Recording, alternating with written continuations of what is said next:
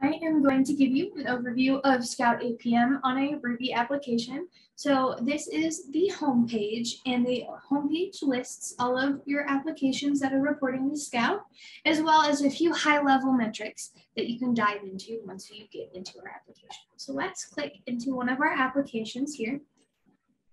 And this is going to take you to the overview page. The overview page shows a brief overview of all of your performance metrics, time frame, and our insights tabs. So up here on the top right-hand corner, you can change the time frame going all the way up to 7 days, as low as 30 minutes, and also playing around with ending earlier in the month with a specific time. You can also compare this, for example, last 3 days with different periods. So you can compare it to the previous period, yesterday, last week, and last month. I'm going to leave it on 3 days for this demo, but feel free to play around with that. On our overview page, we have our interactive dashboard right here. And with our interactive dashboard, you can highlight a particular time period on the graph itself and pull out web endpoints that saw higher response times. So let's go to this spike right here and highlight it, just clicking and dragging. And when we get there, that list of all of the web endpoints that saw higher response times are going to show down here. You can change how it's filtered by max response time or largest memory increase. But let's click into one of these web endpoints here. And when you click into this endpoint, the highlighted section, as you can see, carries through to the next page. And all insights on this performance overview, as well as the traces tab down here, are based off of that highlighted time period. So by removing that highlight, the dashboard will revert all of the insights to the previously selected time frame in the top right corner. So again, we have the last 3 days. Let's go back to that overview page. On the overview page here, you can customize what you're seeing on this interactive dashboard by clicking through the different metrics buttons. We have the response time, which is the page load time for users, the 95th, which is a different way of describing the response time. It measures the slowest 5%. We have the throughput, which is how many users are accessing your app over a certain time period. We have the last 3 days. Errors in memory are pretty self-explanatory. And then we also have AppDex, which is known as the Application Performance Index, which is a measurement of user satisfaction with the response time of your web application. And the higher to 1, it goes between 0 and 1. The higher to 1 you are, the higher the user satisfaction you have.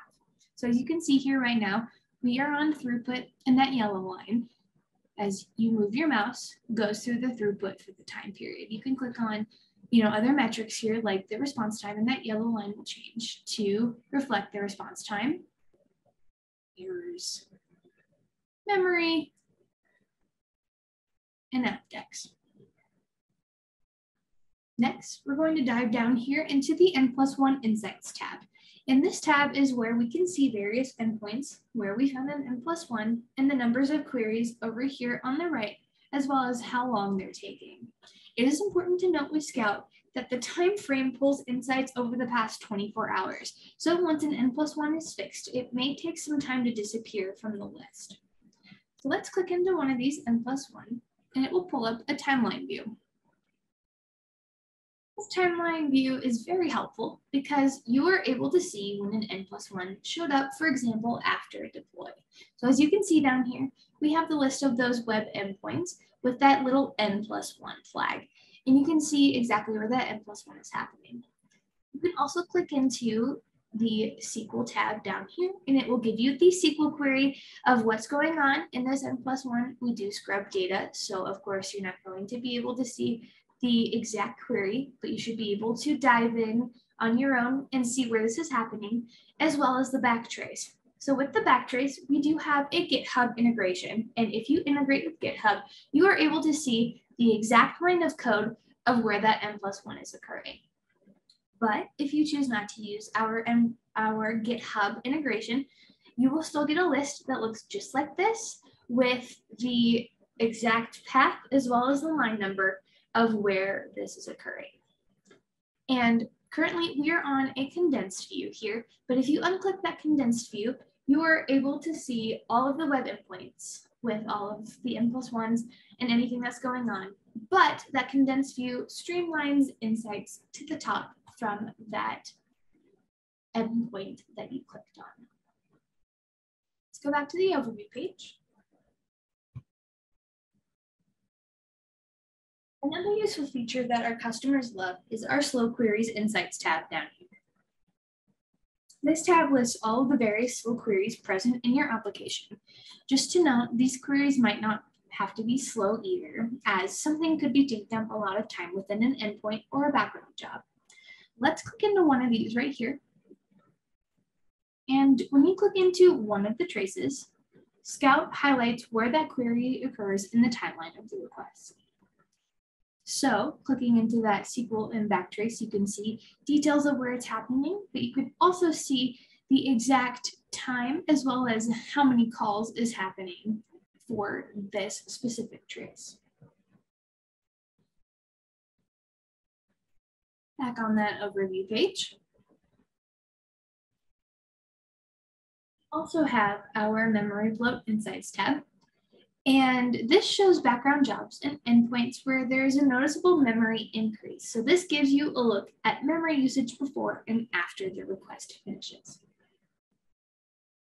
So if we click into one of these, you can get a streamlined view of really what's going on, as well as that backtrace that we've seen before.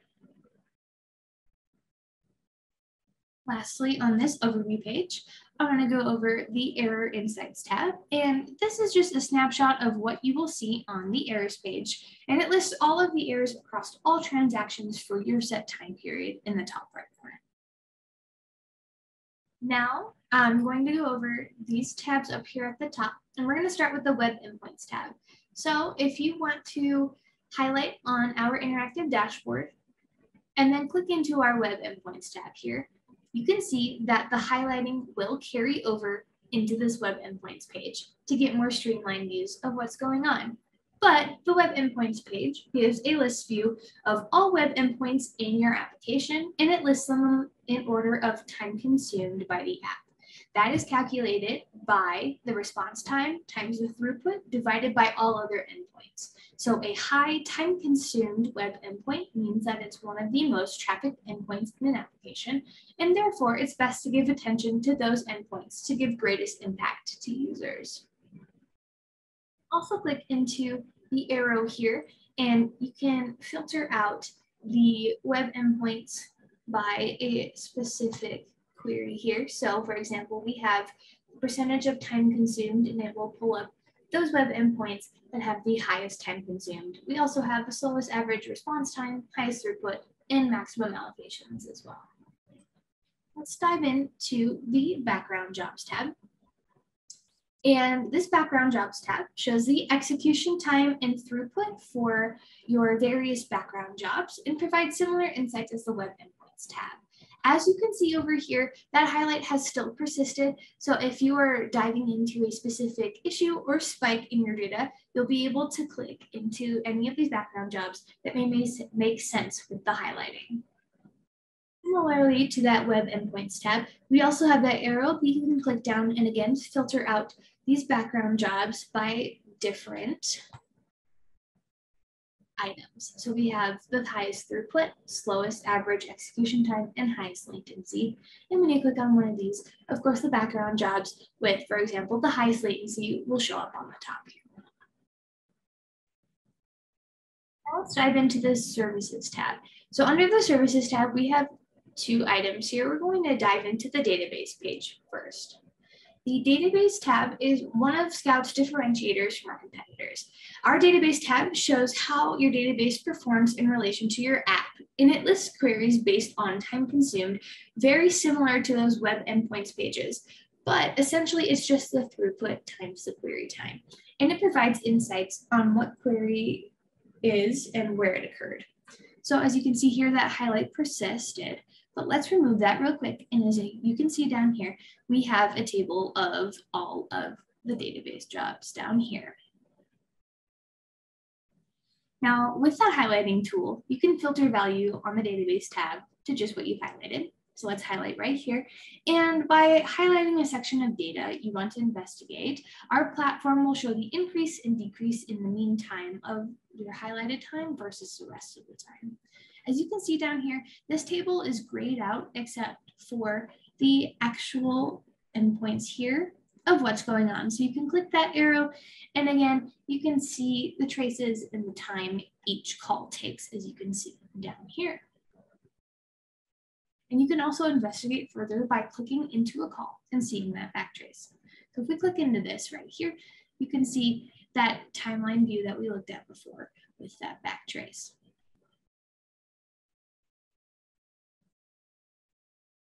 Now, in a similar fashion, we have just released a new feature for our Ruby agents, and this is our external services page.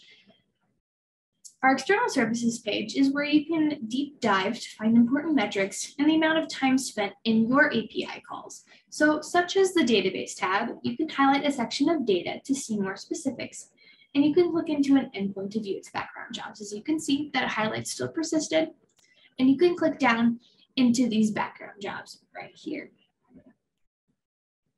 It'll give you a breakdown with that endpoint like we looked at a little bit earlier. So to see this feature on your dashboard, you will need to upgrade to Ruby 5.0.0. Now let's dive into the Traces tab. And we use custom context. So with the use of custom context, you can go further in understanding not only which developer wrote the code, but also how and which customers a singular query impacted. So establishing custom context enables you to define different values to better understand why a particular query was slow. So this Traces tab is where you can get an overview of the slowest web endpoint traces for your chosen time period up here in the top right corner, and with your custom context parameters. So this tab shows your custom context in boxes down here, as well as any additional data will appear on this page outside of Scout's out-of-the-box content. So you can highlight and filter values to see if different users, for example, are having a slower experience more consistently than others. So if we highlight on this graph right here, as you can see, all of the endpoints on here on the left are changing in value for this highlighted period. You can also see down here that this affects all of your custom context boxes. If I move this down a little bit and move the filter around. We also have a list view of all traces at the bottom of the page that you can see here, which corresponds with that highlighted time period. Now let's dive into our errors tab. The errors tab shows errors by both type and endpoint, and it shows various times your app experienced an error. So you can drill down further into an error by clicking this explore arrow right here on the right. So let's drill down into this one right here. And as you can see the trace of each error, and by clicking into a specific error here, you can see the custom context from APM traces is applied to these errors as well. As you can see on this error, we have a custom context of IP. And just like our APM, the back traces will also show where the error occurred, and with our GitHub integration, you can identify the exact line of code that caused the issue. But again, if you do not use our GitHub integration, you still have that list of the traces with the path and the line number right here. Now, the last thing I want to show you quickly is the alerting tab, where you can set up alerts. Currently, we don't have any alerts set up, but you can add alert conditions and error notifications. And our docs page is super helpful for this, as it gives suggestions for the types of alerts you should set up. So if we go to our documentation right here, and we click under the Features tab, all the way over here under Alerting, we have a list of suggestions for the types of alerts you should set up, for example, with web requests and background jobs. And we also have a list of our alerting integrations in our docs. So I will show you that as well. We go up here.